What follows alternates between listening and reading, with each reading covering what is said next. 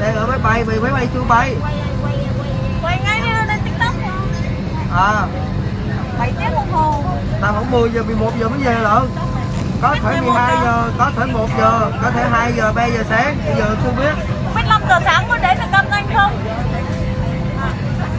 Bây giờ đang ngồi lên máy bay nãy giờ 1 tiếng mấy đồng hồ chưa bay đây. Trời đang mưa, mây đâu mà